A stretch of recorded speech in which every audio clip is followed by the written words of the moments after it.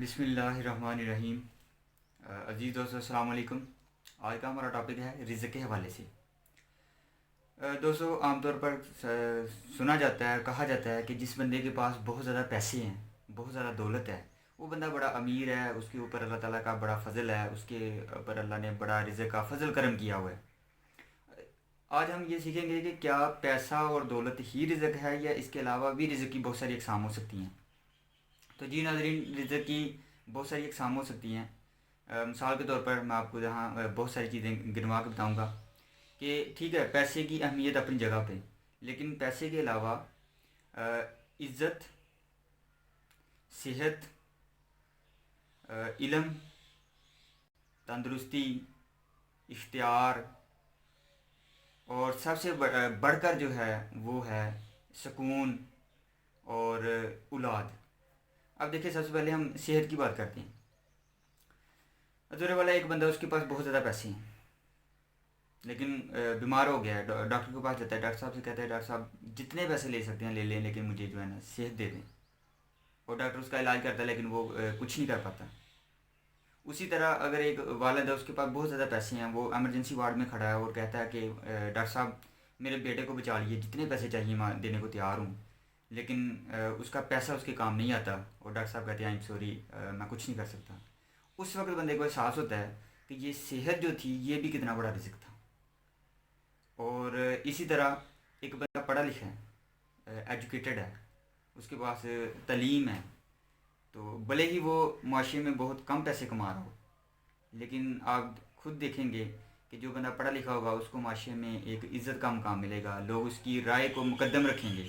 اگر کوئی مشورہ لینا ہوگا تو لوگ اس سے مشورہ لینے جائیں گے۔ تو اس کا مطلب یہ ہے کہ یہ جو تعلیم ہے، ایجوکیشن جو ہے، یہ آپ کو معاشرے میں ایک اچھا مقام دیتی ہے، آپ کو عزت دیتی ہے۔ تو عزت بھی ایک بہت بڑا رزق ہے۔ عام طور پر آپ نے اکثر دیکھے ہوں گے کچھ ایسے سفید پوش لوگ ہوتے ہیں جو ملازمت کرتے ہیں یا خصوصاً جو شعبہ تعلیم سے منسلک ہیں۔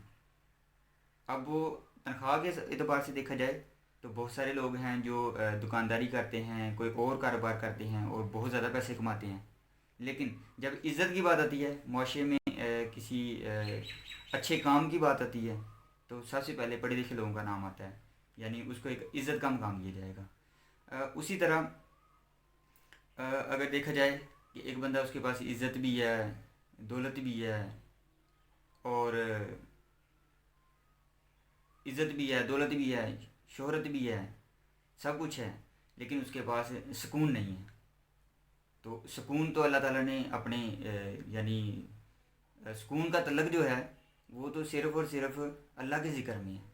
تو یعنی اللہ تعالیٰ سے یہ بھی دعا مانگنی چاہیے کہ یا اللہ، جہاں ہمیں عزت دے رہا ہے، گھر دے رہا ہے، سب کچھ دیا ہوا ہے، وہاں ہمیں سکون بھی عطا فرما۔ تو یہ بھی ایک رزق کی قسم ہے۔ اسی طرح اگر ایک بندہ ہے، اس کے پاس سب کچھ ہے، دنیا کی ہر نعمت ہے، گاڑی ہے، بنگلہ ہے، سب کچھ ہے، لیکن اس کے پاس جو ہے وہ ایک رزق کی کمی ہے، اور وہ رزق کون سا ہو سکتا ہے؟ اولاد۔ یعنی اگر اس کے پاس اولاد نہیں ہے تو مجھے بتائیں وہ اپنے اس پیسے کا کیا کرے گا، کہاں خرچ کرے گا؟ یعنی اس کا وہ پیسہ جو ہے اس کے کسی کام کا نہیں۔ جب تک وہ اس کی زندگی ہے تب تک تو ہے، اس کے بعد اس کا پیسہ کسی کام کا نہیں ہے۔ تو یعنی اولاد جو ہے، اس کا بڑھاپے کا سہارا، یہ اس کی اصل کمائی ہے، یہ اس کا اصل رزق ہے۔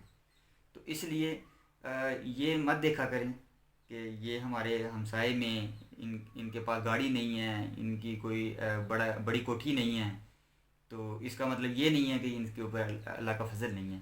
ہو سکتا ہے اللہ تعالیٰ نے ایک چیز میں کمی رکھی ہو تو بہت ساری اور چیزیں آپ کو عطا کی ہوں۔